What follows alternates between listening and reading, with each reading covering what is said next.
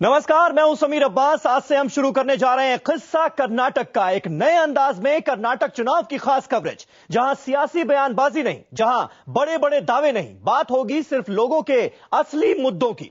5 मई को कर्नाटक में चुनाव होने जा रहे हैं। IBN 7 संवाददाता स्मिता शर्मा ने दक्षिण कर्नाटक के तमाम बड़े शहरों में जाकर लोगों से बात की, उनकी नब्ज टटोलने की कोशिश की।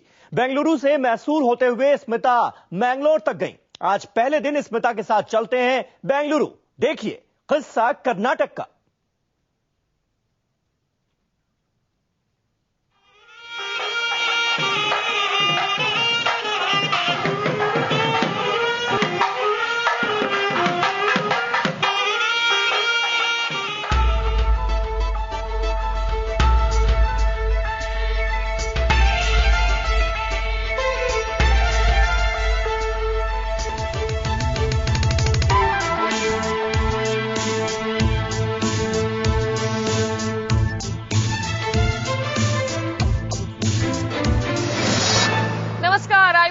सभी दर्शकों का स्वागत है। आपके साथ मैं स्मिता शर्मा हूं। हम मौजूद हैं दक्षिण भारत के राज्य कर्नाटक की राजधानी बेंगलुरु यानी कि बैंगलोर में।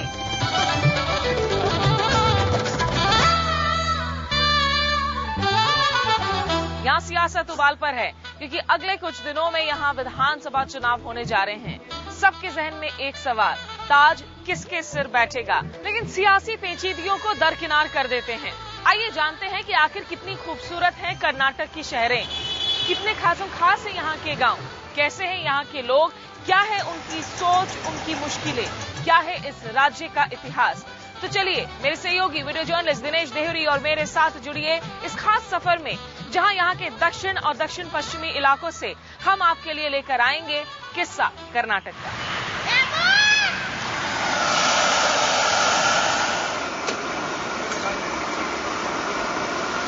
मेरे ठीक पीछे है कर्नाटक का विधान सौदा यानी कि विधानसभा, जहां जनता के चुने हुए प्रतिनिधि तय करते हैं राज्य की दशा और दिशा। वैसे इसका निर्माण करवाया था मैसूर राज्य के तत्कालीन मुख्यमंत्री के हनुमंतैया ने। 1951 में इसकी नींव रखी थी पंडित जवाहरलाल नेहरू ने, और जब ये बनकर तैयार हुआ 19 दिसंबर 1956 को यहां विधानसभा की पहली बैठक हुई। 1953 में जब तत्कालीन मैसूर राज्य से आंध्रा अलग हुआ तो मद्रास का बेल्लिरी आया मैसूर के हिस्से। 3 साल बाद भाषा के आधार पर इस राज्य को पुनर्गठित किया गया और 1973 में इसका नाम पड़ा कर्नाटक। पहले यहां 208 विधायक हुआ करते थे, लेकिन इसकी संख्या बढ़ाकर 1978 में 224 कर दी गई।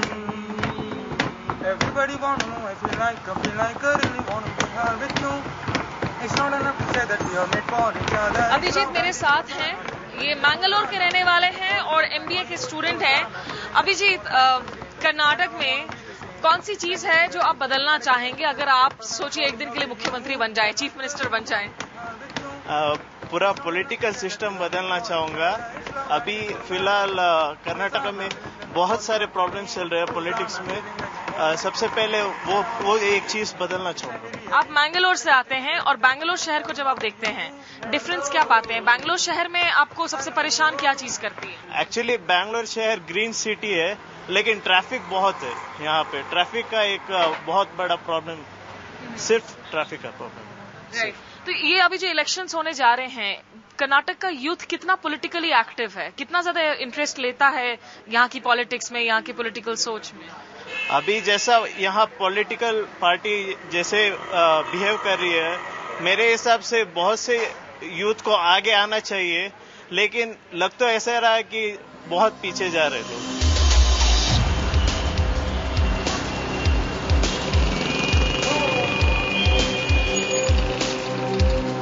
बैंगलोर में जहां चकाचौंध है, वहीं इस शहर की अपनी चुनौतियां भी हैं। क्या है ये समस्याएं, जानने के लिए हम 2 खास लोगों से बातचीत करने वाले हैं। ये बातचीत मैं इस ऑटो में बैठकर करने वाली हूँ। ऑटो चलाने वाले हमारे साथ मौजूद हैं। आपका क्या नाम है? मंजुनाथ, आप कितने दिनों से चला रहे हैं ऑटो यहाँ पर?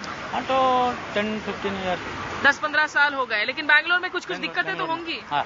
क्या दिक्कत है? बराबर Kannada, Kannada. What is the problem in Bangalore? Problem heavy traffic. Heavy traffic. Traffic की समस्या से मंजुनाथ जूझते हैं यहाँ पर। इन्हीं के ऑटो में बैठकर कैसे इस समस्या से जूझा जाए उसके बारे में हम बातचीत करेंगे। जिस रेट से आईटी क्षेत्र में इन्वेस्टमेंट्स हो रहा है उस रेट से प्लानिंग क्यों नहीं हो पाई है, जहां तक अर्बन प्लानिंग का सवाल है। काफी लोग आ रहे हैं बैंगलोर में, this is the most important thing. रोज 850 लोग बैंगलोर आते हैं रोज। इसका मतलब है कि एक साल में 3 लाख लोग तो आ जाते हैं। इस तरह की जो जनसंख्या बढ़ के जाती है, इसको संभालना कोई भी शहर को मुश्किल हो जाता है। दूसरा है कि हमारे शहरों में, ना बस बैंगलोर में पर हर जगह में इंटीग्रेटेड प्लानिंग नहीं है। जो बस का प्लानिंग करता है वो अलग है, जो फुटपाथ और रोड का प्लानिंग करता है वो अलग है, जो मेट्रो का प्लानिंग करता है वो अलग है। तो एक इकट्ठा इन सबको मिला के एक प्लानिंग करना चाहिए। बहुत लोग आ रहे हैं और जो भी आ रहे हैं उनको अपनी गाड़ी लेना है। और अपार्ट फ्रॉम दैट इश्यूज जैसा जे वॉकिंग, जैसे लोग फुटपाथ में नहीं जाते हैं, रोड पे जाते हैं, तो ट्रैफिक का दिक्कत होता है। शायद साउथ एशियन कल्चर की दिक्कत है। लेकिन अश्विन, जैसे अब हम ऑटो में बैठे हुए हैं, यहाँ वॉल्वो बसेस चलाने को लेकर भी आपने मुहिम छेड़ी थी, वॉल्वो बसेस चल रहे हैं, उससे कितना असर पड़ा है पूरे सिस्टम पर? कोई भी शहर में 2 तरह के गोल्स होते हैं जो मास ट्रांसपोर्ट के। एक तो जो mass transport, lots of people put them in low cost travel. दूसरा क्या होता है, जिनका बड़ा गाड़ी है उनको गाड़ी से निकाल के बस में चलवाने का काम। Those guys are not going to get out of the car until the quality of the public transport is also very good. तो इसके लिए वोल्वो जैसे गाड़ी तो चाहिए ही होगा। Life in a ghetto, roughness a guanjano. Life in a ghetto, na easy you them know. Life in a ghetto, roughness a guanjano. Life in a ghetto, na easy you them know. We surviving, struggles rising, we just keep on smiling. No time to waste, so gotta keep on moving. Ghetto life and you know we surviving. We ain't lying, nah. Bengaluru नाम के जन्म को लेकर कई किस्से कहानियां हैं। एक मशहूर किस्सा है बेंदाकालु उरु, यानी कि उबले हुए बीन्स के शहर को आधारित करके भी। वैसे माना यही जाता है कि 1537 में केम्पेगौड़ा ने आधुनिक बैंगलोर का निर्माण किया था और जब उनको अपनी सल्तनत की नई राजधानी की नींव रखनी थी तो इसका नाम उन्होंने बेंगलुरु रखा, क्योंकि उनकी मां और उनकी पत्नी हाले बेंगलुरु यानी कि ओल्ड बैंगलोर कस्बे से ही नाता रखती थी।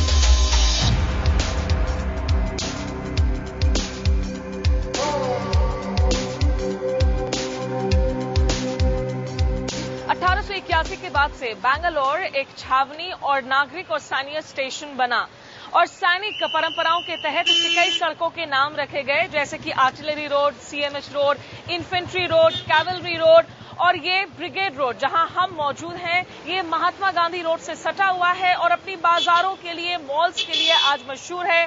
कहीं ना कहीं अर्बन बैंगलोर का फेस भी है। ट्रैफिक बहुत ज्यादा है, रोड पूरा नैरो रोड है और थोड़ा पानी का प्रॉब्लम भी है, इधर बहुत ज्यादा पानी का प्रॉब्लम आ रहा।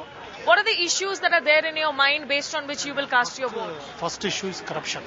This BJP government is almost 10 to more than 50-60% corruption is more compared to world governments. Almost 5-6 times corruption, too much corruption, right? Unavoidable, unbearable corruption.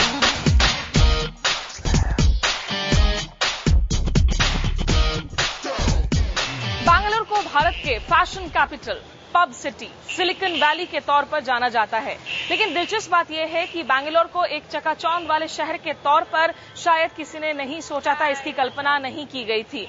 इसे इनफैक्ट एक रिट्रीट के तौर पर देखा जाता था और बैंगलोर कभी पेंशनर्स पैराडाइज यानी कि पेंशन पाने वाले लोगों के स्वर्ग के तौर पर भी जाना जाता था। लेकिन जिस तेजी के साथ इस शहर में उद्योग लगे हैं, आईटी इंडस्ट्री का विकास हुआ है, वो अपने साथ कई सारे अर्बन प्लानिंग से जुड़े हुए तमाम चुनौतियों को भी लेकर आया।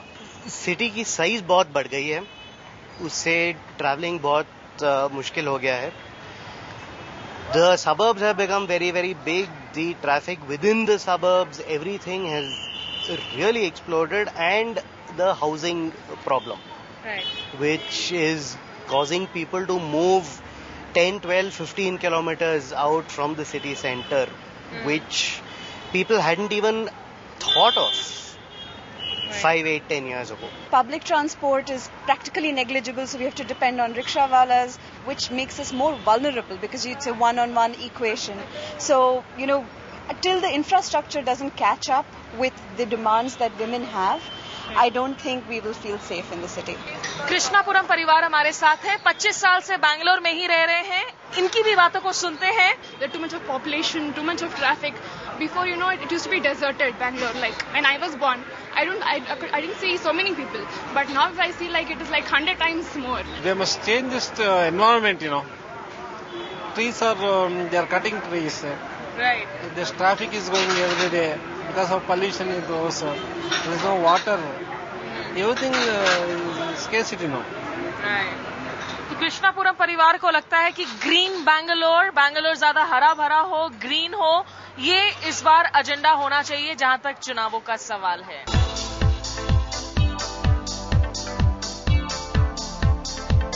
क्या नाम है? उपेंद्र। उपेंद्र, कहाँ से हो आप? हम बनारस गाजीपुर। तो ये जो भाजी बना रहे हो, कितने दिनों से यहाँ पर बैंगलोर में कब से आए हुए हो? 2-3 साल हो गए। बैंगलोर शहर वाराणसी से एकदम आप उत्तर से दक्षिण तक आए हो, दिक्कत होती है यहाँ भाषा की, लोगों से मिलने समझने की? नहीं, अब तो सभी को आ रहा है भाषा। सभी को आ रहा है? सब हिंदी बोल लेते हैं? सब हिंदी बोल लेते हैं। अच्छा, अच्छी क्या बात है इस शहर के बारे में? अच्छी क्या खासियत? अच्छा हमें लगता है, इधर थोड़ा कमाई भी हो जाता है, थोड़ा साफ सुथरा रहता है, इधर गंदगी नहीं है। क्या बनाया है आपने? चना जोर गरम। चना जोर गरम? गरम नहीं है तो? मसाला गरम रहता है। अच्छा। और मिलता भी है गरम। दिल्ली में, बम्बई में मिलेगा। बम्बई की बात की, बम्बई में जो उत्तर प्रदेश से, बिहार से लोग जाते हैं, उनके साथ में अजीब सियासत की वजह से, राजनीति की वजह से व्यवहार होता है। बैंगलोर में ऐसा नहीं होता? कभी ऐसा नहीं किया? तो उस तरीके से आपको लगता है कि ये बेहतर है? हाँ, अच्छा है।